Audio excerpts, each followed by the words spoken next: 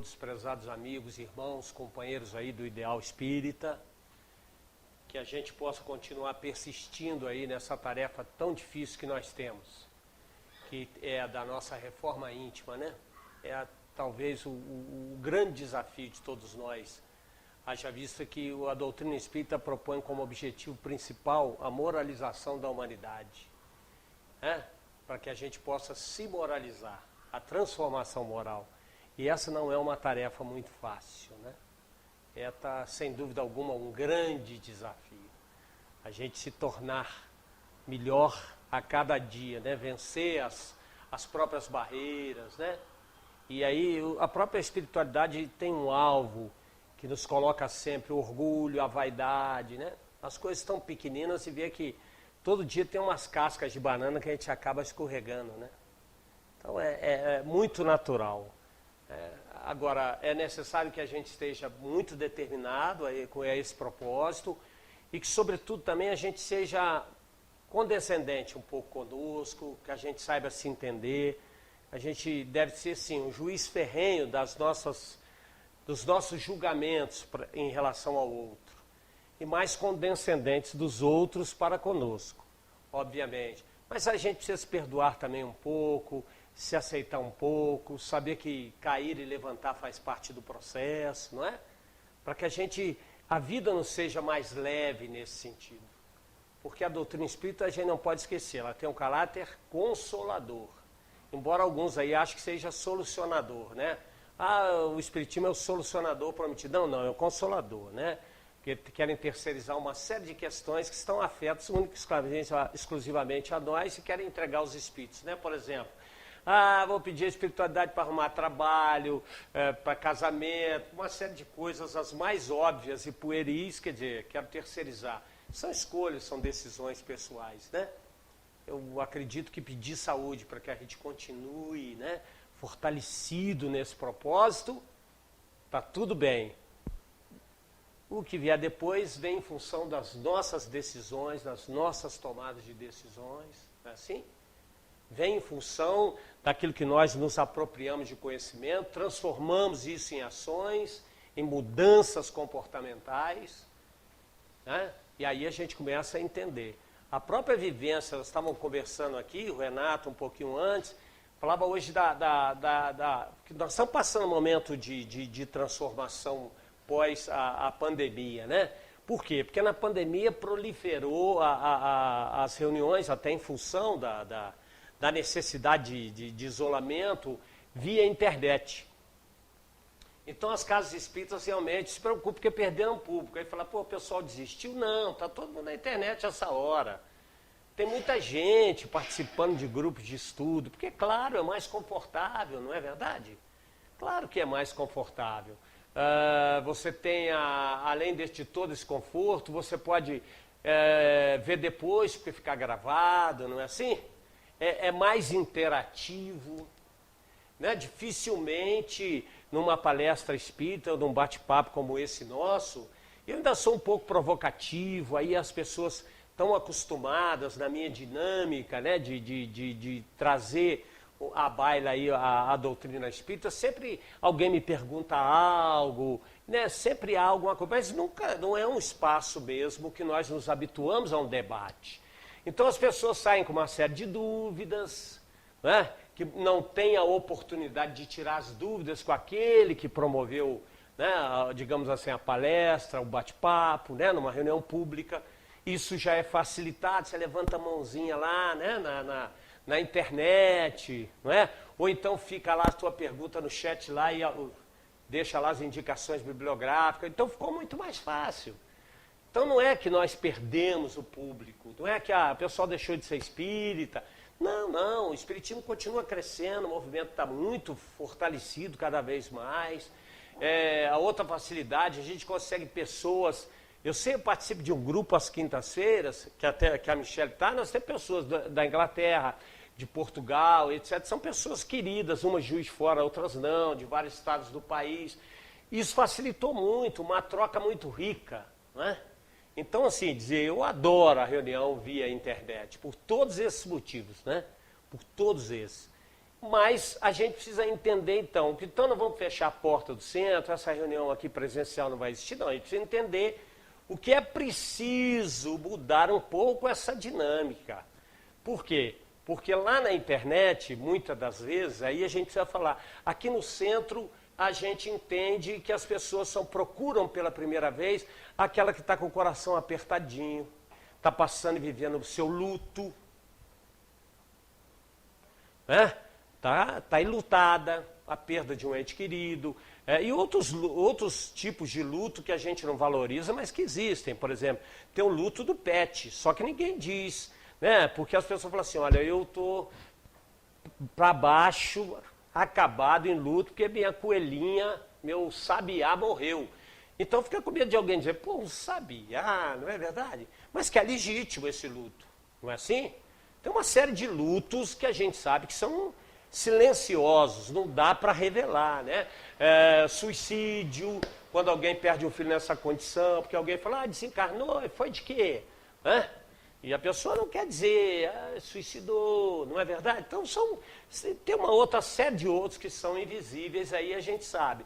E ela veio ao centro, ela está sentadinha aí, porque alguém disse assim, olha, vai lá para você ouvir uma palavra de consolo, vai falar para você de que a gente dá um até breve, de que a vida continua, de que chorar e ter saudades é legítimo, mas que o mundo espiritual e o mundo material não, o mundo espiritual não é um lugar geograficamente circunscrito, mas ao contrário, esse mundo se interpenetram, portanto, aqueles que são as nossas almas afins, nós nos comunicamos com eles, pelos estados de emancipação da alma, pelo sono físico, etc, etc.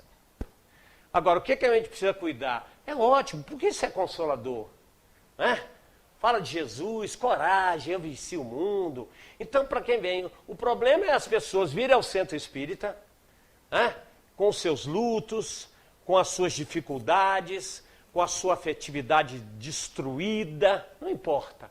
Mas estão aí sentadinho, as questões materiais, as questões econômicas, mas estão aí quietinho e ouve alguém falar do universo que vibra ainda, isso, daquilo, do outro. Isso cabe na internet, no workshop. Percebe? Não vai nenhuma crítica, isso é fato. Então, o que a gente precisa se readaptar é que essas reuniões públicas precisam falar especificamente de Jesus, do Evangelho, porque as pessoas estão discutindo quantas camadas tem o perispírito, porque o corpo mental, porque o fluido que se pega do planeta, que o Paulo de Tarso desceu do cavalo lá, quando viu Jesus na estrada de Emaús, os outros falam, não, era do camelo. Que importância tem o cavalo ou o camelo? Percebe? Aí a pessoa entra aqui, enlutada, sofrida, o que ela leva para ter o consolo de que a vibração do perispírito, do tamanho do perispírito do Chico era tantos metros, que a outra era... Percebe?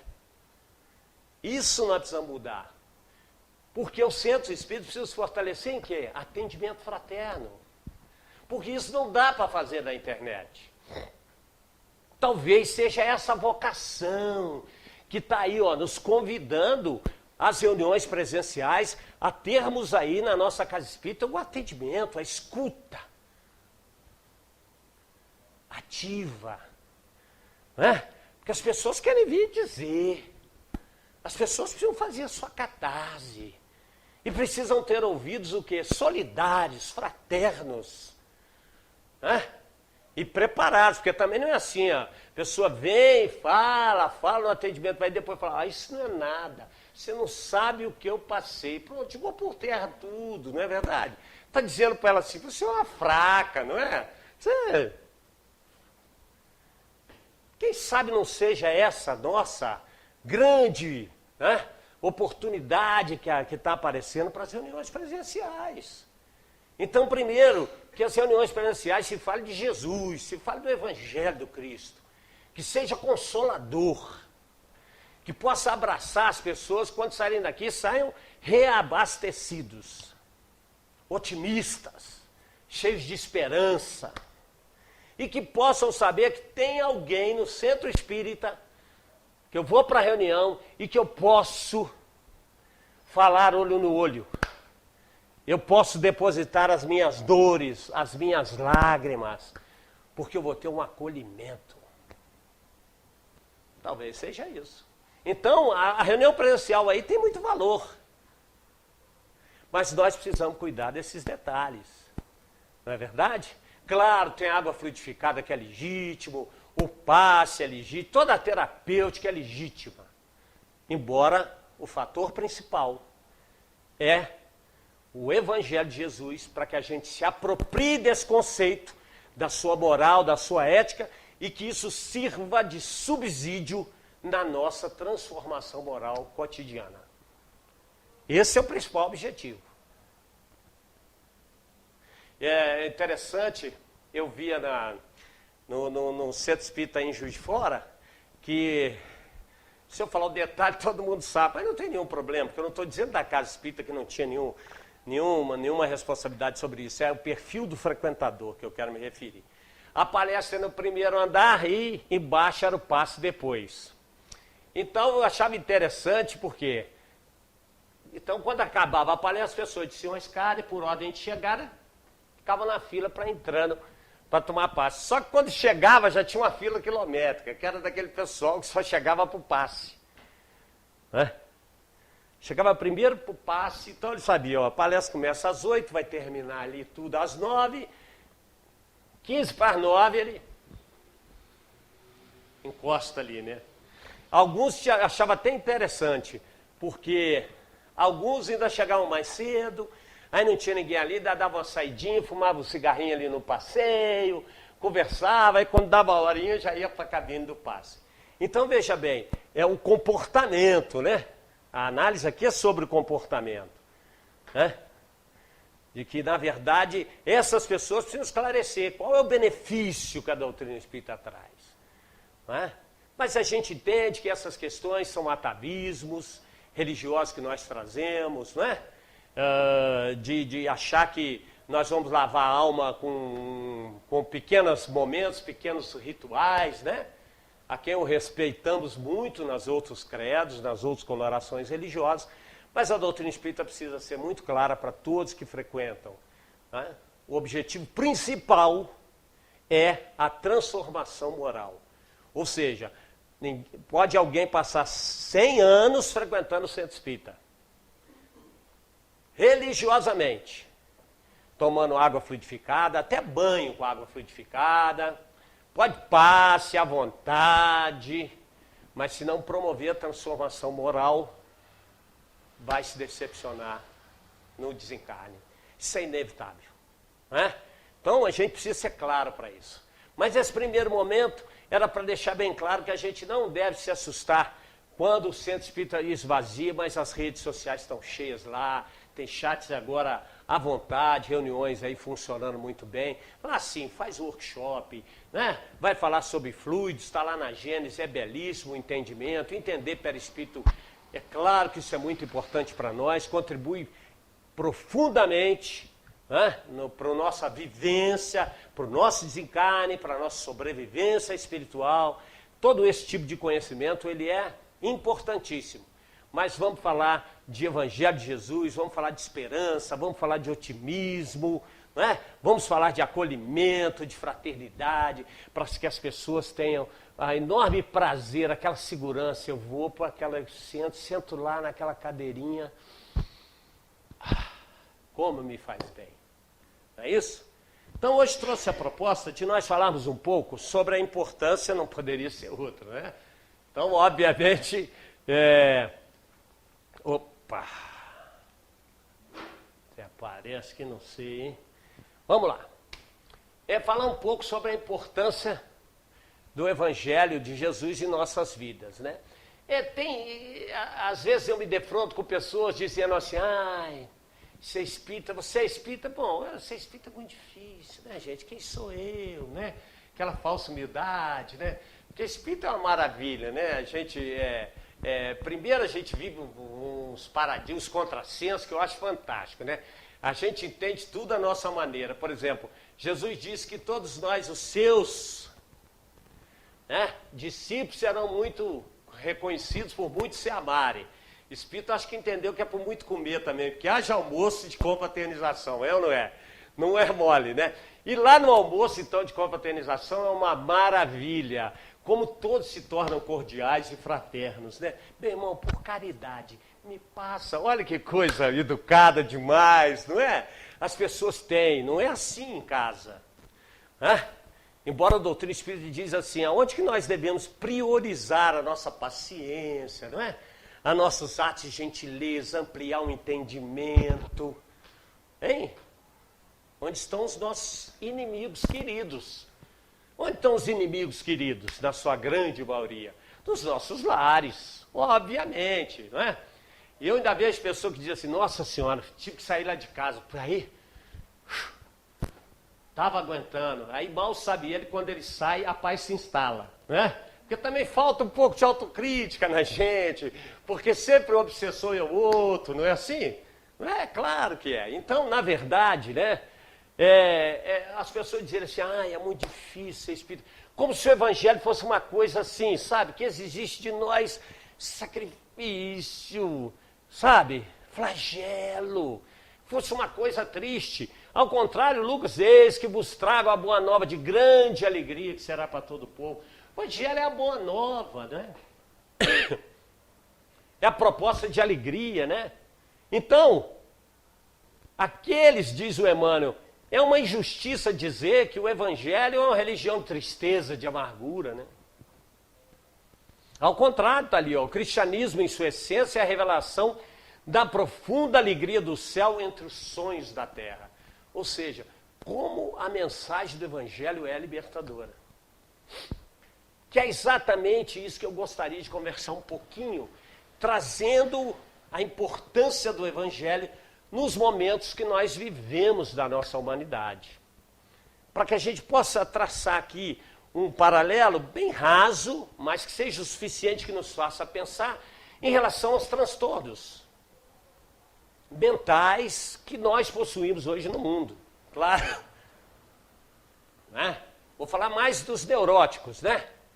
Porque aqueles que estão aí de neurodesenvolvimento, né? Os psicóticos já são de tratamento mesmo. Mas os neuróticos, né?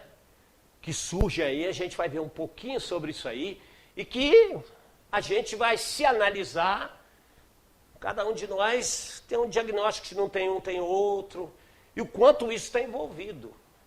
E o mais interessante é que para os transtornos neuróticos, que a gente vai ver aqui, a doutrina espírita é que tem as melhores respostas.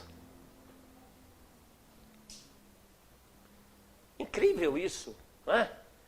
Como nós, na doutrina espírita, a doutrina espírita é que tem as melhores respostas, e é exatamente isso que eu gostaria de tentar trazer aqui para a gente ver isso. O campo imenso que nós temos, né? Para poder contribuir de forma efetiva nesse momento em relação aos transtornos mentais do qual, né, a humanidade passa, e não são poucos. Raros são os lares hoje que não tem alguém, as crianças já se manifestando de uma forma geral. 10% da população mundial, né, dá mais de 720 milhões. Hoje nós somos 8 bilhões e 72 milhões de pessoas. Então você tem aí 800 milhões de pessoas que possuem um transtorno mental. Ansiedade e depressão, somos medalha de ouro em ansiedade e depressão. Temos aí quase 19 milhões. Infância e adolescência hoje já é preocupante, né? Adolescentes hoje, e a gente vê alguns até que de forma lamentável, pela via dos transtornos, né, cometendo suicídio, uma série de outros aí, de gravidade, de uma barbaridade muito maior. Né? Automutilação, enfim. Está aí o quadro da orientação da Organização Mundial de Saúde. Alguns transtornos mentais, falo do neurodesenvolvimento, esse é o problema lá no hardware mesmo, sabe? Então, já vem com defeito de fábrica. Está ali, né? Vou passar rápido, são as deficiências intelectuais, né? Déficit de atenção, o autismo, descalculia, dislexia, esses estão muito juntos, né? Muito juntos. Normalmente, nós estamos juntos. Esse aqui não consegue, é bem voltado à questão matemática. Tem uma dificuldade, né? Para os números, ordenamento. Hoje nas escolas já se consegue definir, e esse é a coordenação, né? Não consegue depreender, ler, não sabe. Isso hoje é muito, nas escolas se detecta muito mesmo esses estados. Os psicóticos, aí são esses também ainda em hardware, né? Tanto borderline, paranoia, né? Então, esses são os estados em que o humor, de certa forma, varia, né? Embora mais prolongados, às vezes se sente num, o outro se sente desvalorizados, né? O percentual no sexo feminino é maior, né? Não sei porquê, né? Mulher é tão de bem com a vida, não é verdade? São tão simples, né? Elas veem a vida de uma forma tão simples, né? Para elas tudo, por exemplo, o homem é tudo igual. Fala, só muda o CPF, olha que forma boa de ver, né? Mas é mentira, escondem isso. Porque toda vez que a mulher fala, homem é tudo igual, você fala, por que você escolhe tanto? Não é? É ou não é? Então mente. Paranoia, né? Perseguição. Agora que stalker está na moda, hein? Que virou crime, né? Aumentou então aí o negócio. Muitos também é fruto disso aqui, não estou dizendo que não existe, mas é fruto disso, né? A esquizofrenia, esses são casos que eram mais contundentes, né? A gente conhecia mais esquizofrênico, tinha muita coisa nesse balaio chamado esquizofrênico, que depois foi certa sociopatia. Esse aqui, então, né, pode ter sociopata convivendo aí conosco, embora ele não goste muito da convivência com o indivíduo. É muito comum esse tipo de transtorno. Esse aqui, nós conhecemos bem, né? Outro dia lá na ONG, que eu sou voluntário, eu atendia um jovem e ele está com esse diagnóstico aqui. Então nós estávamos conversando e ele sai do ar assim, 3, 4 dias. Aí quando ele retorna, se ele vê, se ele está mutilado, ele sabe qual foi a personalidade. Então tem uma senhora que é muito bondosa, que atravessa as pessoas na rua, né? Quando ele está ali, e tem um que mutila ele profundamente, o outro que é bravo, ruim, né? E ele passa 2, 3 dias apagado. Quer dizer, em função, nós conhecemos bem isso aqui. Vamos falar dele nos próximos transtornos ali. E assim vem, ó.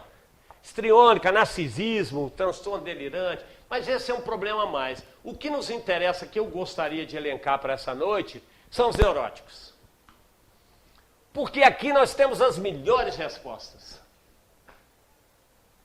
A doutrina espírita aqui tem as respostas para o ansioso, para o depressivo, o Evangelho de Jesus, para o obsessivo compulsivo, para os parafílicos e todos aqui. Ansiedade, o pânico. Nós sabemos o que? Os processos obsessivos, né? Que se começam ali. Tinha um senhor lá no centro, ele falava uma coisa assim, que a obsessão era como um lenhador que ia cortar um tronco muito grande com um machado. Então era impossível chegar e... Então ele fazia um buraquinho, botava uma cunha, aí chegava mais à frente um pouquinho, botava outra cunha, de repente, que botava a sede de cunha, era dar uma marcha aquele, não é? E era isso mesmo, né? Quer dizer, a monoideia, né? Começa a cair aqui, ó. É sempre aquela mesma ideia, o cultivo de uma ideia fixa. Né? Então, esse é o início dos processos obsessivos. Né? Porque nós sabemos que tudo para nós, em relação à mediunidade, é o quê? Sintonia. Não é assim? Como é que é a manifestação mediúnica, o transe mediúnico? É via perispírito. Não é assim? Ou seja, as vibrações do espírito comunicante se encaixam com as vibrações do médium e ele capta os pensamentos. A grande maioria, a mediunidade inconsciente é mais rara.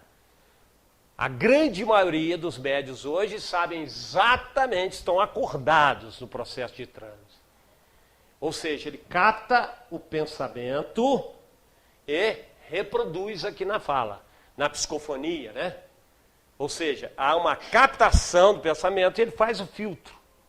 Está claro isso? Então isso é por sensibilidade, sintonia mediúnica perispírito com perispírito. Então essas toques de afinidade para gerar afinidade do espírito é o mesmo processo. A intenção é que é variada, é diferente. Então, tanto a ansiedade quanto a depressão é aquele início dos processos obsessivos. Né? Tem dia que eu estou bem, porque daqui a pouco é aquele dia que você toma um cafezinho, se acorda para ir para o trabalho e aquele dia, por incrível que pareça, você acordou, tudo está te atrasando e você tem que sair correndo para o trabalho, não é? Você não chega tarde, você sempre chega na hora, 10 minutos antes, pontual, funcionário responsável. Você vai tomar um cafezinho em pé correndo, o café derruba na camisa, você tem que trocar o uniforme para sair correndo. É assim ou não é? Chega no trabalho, seu chefe sempre chega às 8h30. Aquele dia ele resolveu chegar 10 para as 8. Aí ele te pega chegando atrasado, não é assim? Na hora do almoço, você vai almoçar, está saindo correndo, tem coisa para voltar, a mulher diz, tem que passar lá no açougue, no supermercado. Tem que comprar isso, comprar aquilo. O cara vai, qual o carrinho que ele compra? Aquele que roda é assim, você não, né? No meio daquele monte, aquele dia ele tira aquele carrinho. É assim ou não é? Então tem uma série de coisas que chega no final do dia, como é que está seu humor, né? Aí os filhos acabam sofrendo, porque aquela palmadinha, ela não é por causa da travessura. Que aquela ele já fez várias vezes e a gente reagiu até com certo sorriso e humor. Ali vai toda uma carga de chateação do dia a dia, é ou não é? De todo esse mau humor que nós formamos. E isso, obviamente, vai se instalando. É vibracional. Mudamos o nosso processo vibracional. E somos antenas, não captamos? Hein? Aí tudo quanto é nhaca que passar nesse padrão vibratório, a gente capta. Percebe? E há afinidades com o plano espiritual. Eu não disse que nossos mundos se interligam? Estamos interligados. Alguém tem dúvida disso? O dia inteiro. Todo o tempo. E o humor vai. Porque nós temos, isso é próprio da criatura humana. Na psicologia, as pessoas, é um comportamento dicotômico. Hoje é muito mais acentuado. Que é o de fada e o de bruxa. Então tem dia que a gente é fada, e tem dia, hora que a gente vira bruxa e vice-versa. É assim ou não é? Tem coisa, igual eu falei, a gente vai lá no almoço espírita, olha a fada. Meu irmão, por gentileza, por caridade é demais, né? Por caridade, me passa o sal, me passa isso. O sal não passa porque não é caridade, mas me passa. Não, nós somos, dentro do centro, como é que a gente se conhece? Ô meu irmão, boa noite, hein? Tudo bem com você? Na rua se bobear, não é assim? Pede prece para a mãezinha, tem um mês que não passa nem na casa da mãe. Passa na rua de cima. Então, já falei com ela hoje pelo WhatsApp, não é? Bom, mas vamos deixar essas coisas para lá. Então, na verdade, a gente tem um comportamento de fada, mas de bruxa. Uma frase muito característica que é do domínio popular. Eu sou bom. Olha a fada. Agora, se pisar no meu pé, você vai ver a bruxa, não é assim? Mas não pisa no meu calo. Olha a bruxa vai aparecer e vai ficar ruim para você, não é assim? Quer dizer, ao mesmo tempo que eu sou bom, se você pisar no meu calo, eu viro uma bruxa. Né? Esse comportamento dicotômico, né? Tem uma outra, dou boi para não entrar numa briga, essa mesmo. Olha que a fada, que maravilha, o cara dá um boi, hein? Um boi hoje, hein? Agora vai virar o quê? Hein? Mas se entrar, vai virar a bruxa, mas também dá uma boiada, é mais bruxa do que fada o quê? Mas muita coisa a mais, não é verdade? São realmente exemplos muito claros de comportamento dicotômico. Como é que a gente consegue ser fada e ser bruxa? Em segundos. Não é assim?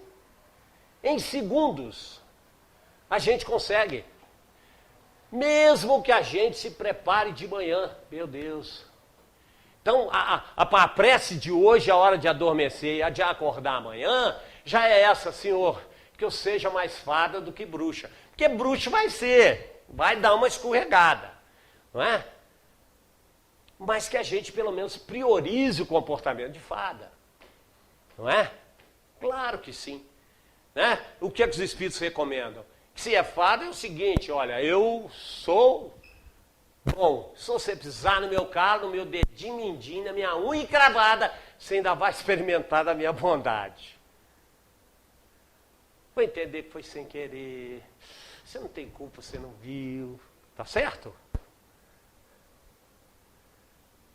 Se eu tenho que dar um boi para não entrar na briga, eu tenho que dar uma boiada para permanecer fora dela. É assim, é o comportamento que a gente precisa aprender a ter, né? Esse é o comportamento, é que a gente precisa, digamos assim, patentear, a gente precisa rotinizar um comportamento de fada.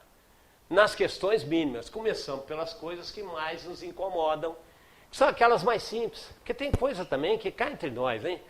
A gente se incomodar com determinadas coisas hoje em dia não é fácil, né? Tem coisa que é brincadeira. E as pessoas falam, mas eu sou assim. Né? Gabriela Cravo Canela, nasci assim, cresci assim, você sempre assim, não vou mudar. Isso é de família. Minha mãe fala que é igual um padrinho que eu tinha. O padrinho, genética, deixa eu entender, não é assim? E outras coisas que fazem as pessoas perder o humor, não consigo entender. Toda vez que eu faço chapinha, chove. Ô, desgraça! Não é assim? Entendeu? Realmente, o universo conspirou. Estava esperando você fazer a chapinha para poder chover aonde você está. Não faz sentido. É ou não é?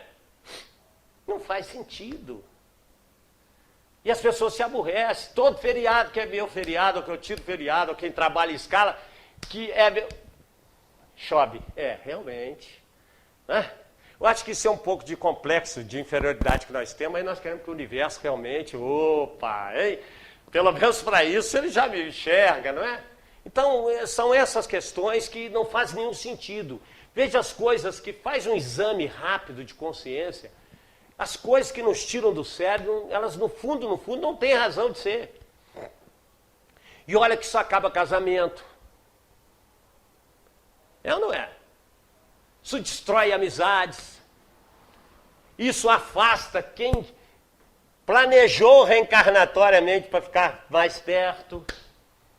Isso quebra barreiras, destrói pontes.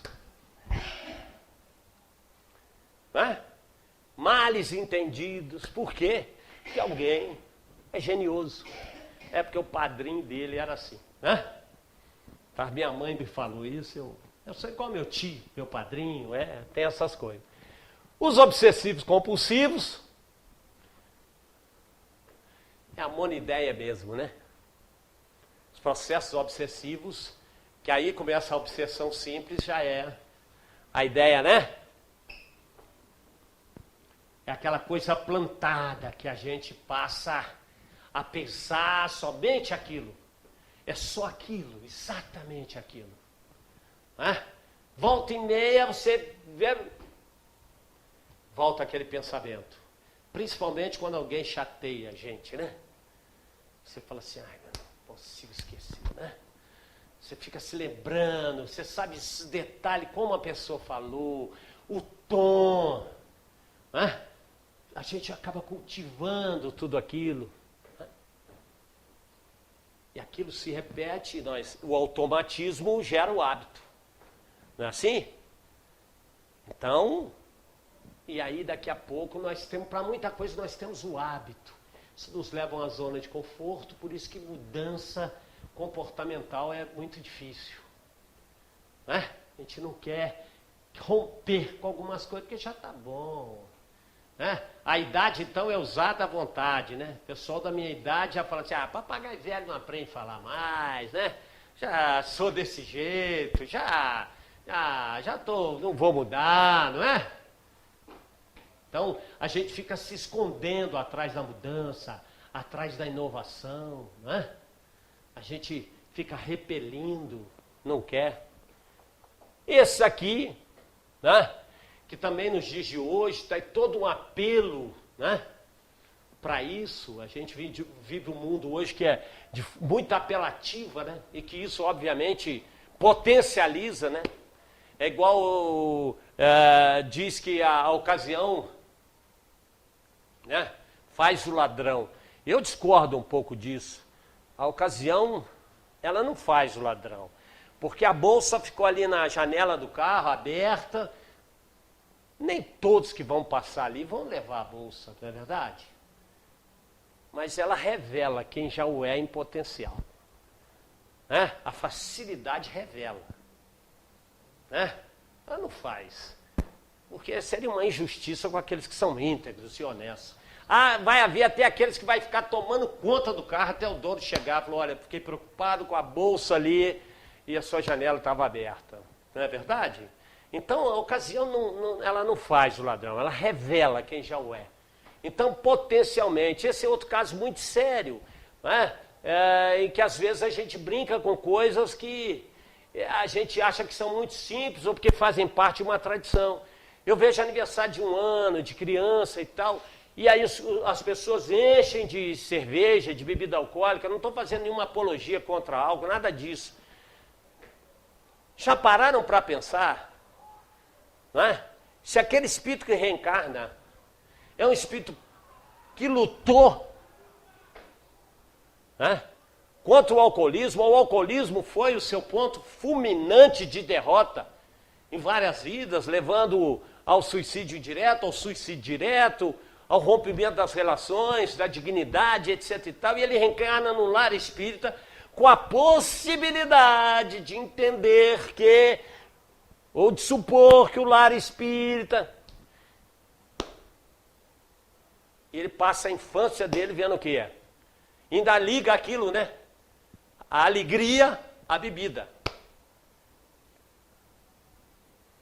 Sabe por quê? E aí você vai falar assim, mas por que faz isso? É porque muitas das vezes, por uma questão de tradição, os amigos cobram, o padrinho, né, da criança, gosta da cerveja, né? E a cervejinha só para os amigos, né? Antes falava só para os homens lá, né? Hoje as mulheres vão também. Então, como é que vai fazer assim uma cervejinha, né? É só para, né? Traz logo 2 barril de 50 litros e pronto, só para, né? Que aí passa uma semana bebendo, né? Ó, tem que acabar, porque tem que entregar o barril, né? Então, são coisas que, na verdade, a gente vê que nós acreditamos em várias vidas. Nós acreditamos na pluralidade das existências. Nós sabemos que aquele indivíduo que está sob a nossa tutela temporária, né? Ele pode ser portador, inevitavelmente, de grandes compromissos. E qual é a nossa função? Qual é a nossa função? De fiel depositário. Sim ou não? Os nossos filhos não nos pertencem. Duro falar isso, né? É duro mesmo. Mãe, então, não gosta nem que fala, porque a pergunta crucial para a mãe é a seguinte... a gente fala que a gente reencarna, né? E a gente acredita no centro espírita. Claro, acreditamos em reencarnação. Uma base fundamental para a crença espírita, né? Aí você fala assim, mas você gosta mais do seu filho ou do seu marido? Nem responde. Porque 99,9 vai falar que é do filho. Mas por quê? Então amanhã a gente reencarna. O marido vem como filho, o filho vem com o marido, a pergunta é a mesma. Você gosta mais de quem? Do marido ou do seu filho? Do marido, não, do filho, não é verdade? Aí reencarna. Não faz muito sentido, mas tudo bem. É porque, na verdade, eu pelo menos entendo que deve ser assim quando a mulher fala que gosta mais do filho. Porque o filho veio dela, né? Marido é tudo de segunda mão, é filho da outra, veio da outra para você, não é? Então é segunda mão, não é original ali seu. Mas pelos modelos da reencarnação não faz muito sentido, né? Não faz muito sentido. A gente precisa ter esse entendimento. Nós não somos donos dos filhos. Porque até aí gostar mais do filho que do marido, está tudo muito bem, está tudo bonitinho. O problema é como vai ser essa relação depois com o filho. De achar que sou dono do meu filho. E a gente vê aí, às vezes eu vejo processos dificílimos, né? De relação de mãe e pai, que vão além desse cuidado que a gente diz de ser fiel depositário, de ser trabalho missionário, de prestar conta, mas um trabalho de sufoco, né? De botar as tuas frustrações no filho. Eu não dancei balé, queria muito, mas não pude. Minha filha vai dançar balé. A única coisa que ela não quer é dançar balé, ela quer jogar futebol. Aí tem que estudar inglês, balé, inglês. Tem mais coisa para fazer. Música, hein? Essa criança brinca que horas? Não sei, porque ela vai para o colégio, não é? Não sei que horas ela brinca. Mas você vê que é toda uma carga de frustração que o pai e a mãe querem depositar sobre as crianças. E que isso, numa visão reencarnacionista, não faz muito sentido, faz. Então a gente se esquece de que nós somos espíritos, somos reencarnacionistas, a gente esquece, né? E a gente fazia um trabalho ali na cadeia pública, hoje não existe mais, ali na rua Santa Terezinha, né? Então, íamos lá, o Edson Mega, o Pacini, essa turma da... Tô ficando aí, hein? Grandes companheiros aí, Tito, tinha grandes companheiros aí. E a gente ia lá fazer um trabalho lá, e às vezes alguns espíritas questionavam e diziam assim, Heraldo, vocês falam sobre o quê para eles? Não, a gente fala sobre reencarnação mesmo. Sobre reencarnação, nós falamos sobre... E esses caras vão... Você acha mesmo que os caras vão se melhorar? Os caras estão ali porque você leva biscoitinho de polvilho. É verdade, as pessoas não acreditavam muito. Falavam, gente, mas peraí, nós não somos reencarnacionistas. Estou dizendo que vai ser nessa encarnação. Você já deixa uma sementinha, uma hora ela vai eclodir, sim ou não? Que espírito é esse que não acredita em plantio para colheitas futuras, a médio e longo prazo? Não faz sentido. Quer dizer, a filosofia e a prática não estão andando de mão dada? Tem alguma coisa. Nós precisamos viver a filosofia que nós acreditamos. Né? Ela precisa pautar os nossos caminhos. Né? E aqui, a gente sabe, para esses, claro que nós temos as grandes respostas. Né? Então, questão 625. Esse é o terapeuta por excelência, está na questão 625. Que é a resposta mais curtinha, né? Qual o modelo que a humanidade que nós temos para seguir? A questão 625 livros espíritos. Jesus. Em algumas tradições, vê de Jesus. Jesus. Esse é o modelo. Essa é a referência. É claro. E sabe por que a gente tem uma dificuldade um pouco também de se apropriar desses conceitos da ética e da moral do Cristo? Porque a gente não conhece o modelo. Fica difícil se você não conhece o modelo. Alguém vai olhar para mim espantar e dizer assim, como não conhece o modelo? Nós conhecemos Jesus. Conhecemos ou não conhecemos? Sim ou não? Quantas parábolas Jesus deixou? Quantas? Um monte, Percebe? Percebe como nós estamos precisando conhecer um pouquinho mais Jesus? Porque nas parábolas está ali, ó. Não vou falar, vai ter que pesquisar. Oh. Agora mesmo já vai para o Google. Tudo bem? E precisamos examinar as parábolas. Porque elas têm uma função. Qual é a função de Jesus ter nos contado essas parábolas? É porque ali ele deixou o quê? Exatamente, ele deixou todo o conteúdo da sua ética e moral. E é exatamente a ética e a moral cristãs que devem reger e dirigir as nossas atitudes. Se eu não conheço o modelo, como é que eu vou seguir? Também não faz muito sentido, viu? A gente precisa conhecer um pouquinho, tudo bem. O cara é doutor em perispírito, é doutor em fluido, sabe tudo de mediunidade. Hein? O livro do Espírito, ele sabe as questões tudo de cor. Eu vejo umas turmas aí que dá banho em tudo. A questão tal, porque no capítulo 10 do Missionário da Luz lá, tem uma visita espiritual, porque tem isso. Eu acho isso fantástico. Quantas parábolas Jesus nos legou, que é o pilar fundamental da doutrina espírita. E quais? Essa é a segunda pergunta, né? Quantas e quais? Né? Então, ler as parábolas está aí uma coisa bacana. Estudar. Fazem culto do Evangelho do Lar? Então, pega uma parábola cada vez. Essa a cair ali. Tem tratamento para ansiedade? Está aqui, ó. Busque primeiramente o reino de Deus e sua justiça, que todas essas coisas serão dadas por acréscimo. Assim, pois, não vos coloqueis inquietos pelo dia de amanhã, porquanto o amanhã cuidará de si, a cada dia basta o seu mal. Calma, serenidade. Está muito calma.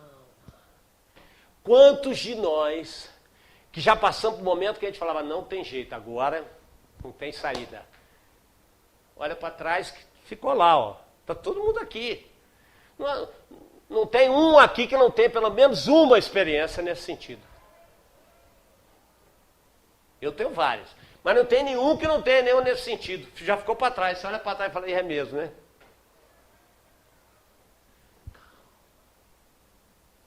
Serenidade. Confia. Bota o pé que Deus põe chão embaixo. Tem uma música que as crianças cantam, eu chego na quarta-feira no centro, a nossa reunião mediúnica, no grupo que eu participo, é quarta. Hoje até pedi licença para estar aqui, né? E é uma música tão bonitinha, mas ela diz uma coisa que é fantástica, que a música se chama Deus nos quer sorrindo. Você já deve ter ouvido. Deus nos quer sorrindo.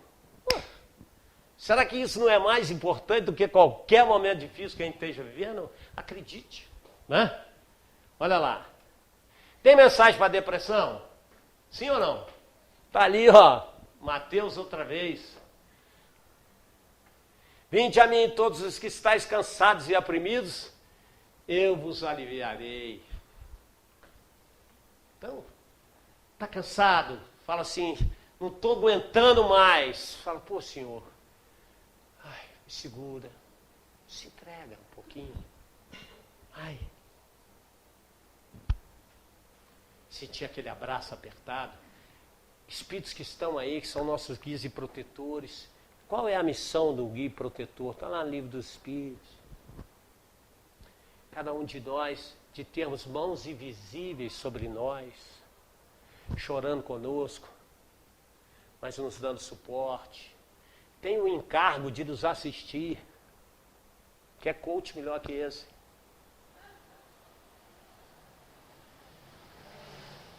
Carinhosamente.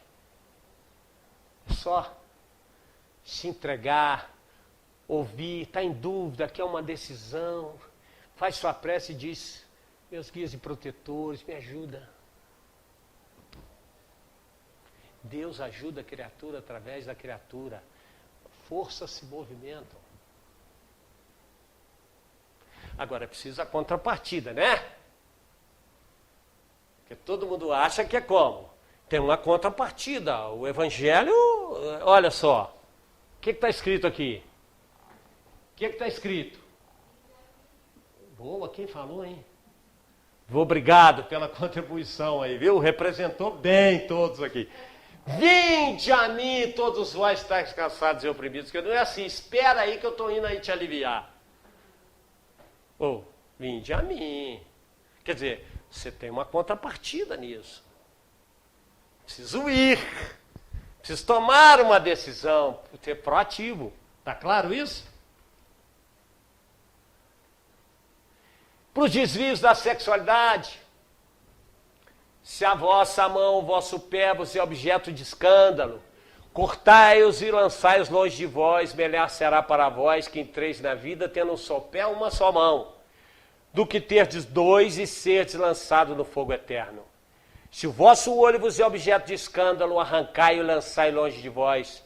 Melhor para vós será que entreis na vida tendo um só olho, do que terdes dois e serdes precipitados no fogo do inferno. Prevenção, comportamento de profilático, preventivo, nós nos conhecemos.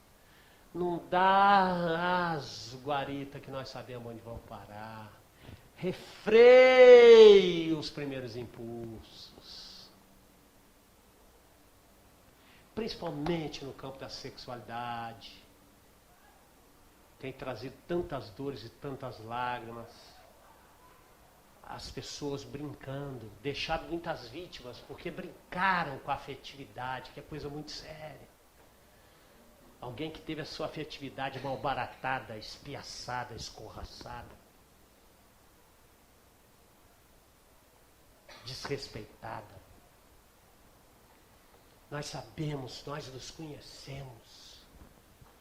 Aprender a frear o primeiro impulso, as tendências, o evitar, está aqui, o cortar e o lançar, evitar. Esse trabalho de disciplina. Porque isso aqui, se não é choro, ranger de dentes. Levar a sério os distúrbios, grande parte, principalmente na área da sexualidade, no mundo em que vivemos tão apelativo, cujos valores se tornaram tão tênues, invertidos. Passou-se a valorização do ser humano pelo corpo, uma visão muito hedonista. A gente precisa estar atento com isso. Não estamos julgando, mas isso é o quê? Transformação moral. Isso aqui é chamada pessoal, cada um para si próprio, cada um sabe de si, cada um que se proponha. E por fim, para terminarmos,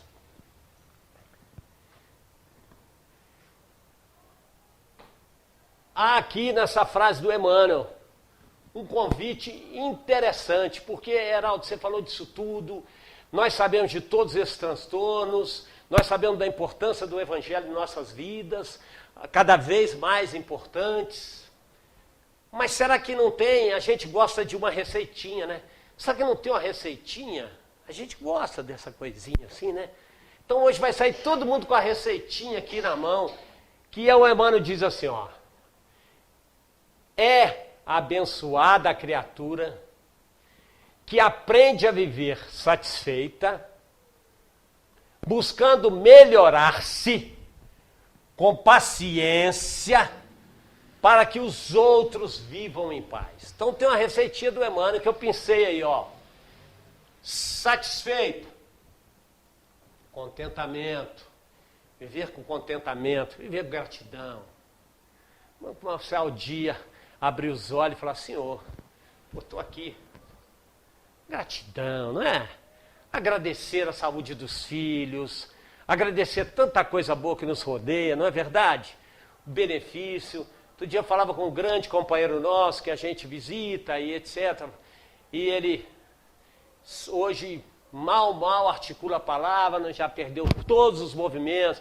E ele fala, nossa, a coisa que mais me daria prazer, Aldo. Eu digo, o que foi, Zé? Lavar o rosto na pia. Tem tantos anos que eu não lavo o rosto na pia. Ou seja, está deitado há muito tempo. Então, a gente, pelo menos esses prazeres, né? Falar assim, meu Deus, eu posso lavar meu rosto na pia, não é? Tanta coisa que a gente faz tão automático no dia a dia que a gente não dá o devido valor da locomoção, né? De alguém que espera por você, de você sentir o cheiro de um alimento, poder comer, não é verdade? Tem uma série de coisas para que a gente esteja em contentamento, ou seja, gratidão. Buscando melhorar-se, eu peguei reforma íntima. Cada um na sua toadinha. Cada um sabe o que, o quanto. Estabelece um programinha de aquilo que é mais prevalente no seu comportamento e que mais deixa um legado negativo, que você vê que, nossa, isso para mim, eu tenho um comportamento assim, isso tem me trazido tanta dor de cabeça, já me gerou perder a amizade. Elege e combate ele ali, vai ali. Fica de sniperzinho ali, a hora que ele você, não erra. E paciência. Paciência. É como desejar. A gente que deseja tanto, mas a gente precisa entender que as coisas só vão acontecer, não é só pelo fato de nós desejarmos, porque é preciso, primeiro, diz o André, desejar. Segundo, saber desejar. E terceiro, merecer. Não é assim? Então calma, paciência. Esse é o curso que nós podemos fazer na vida e que certamente, ancorado no Evangelho de nosso Senhor Jesus Cristo, as nossas vidas certamente nos trarão muitas flores. E por fim, eu queria terminar com uma boa notícia. Vocês já estão matriculados nesse curso, porque pelo menos a paciência hoje em me ouvir já exerceram.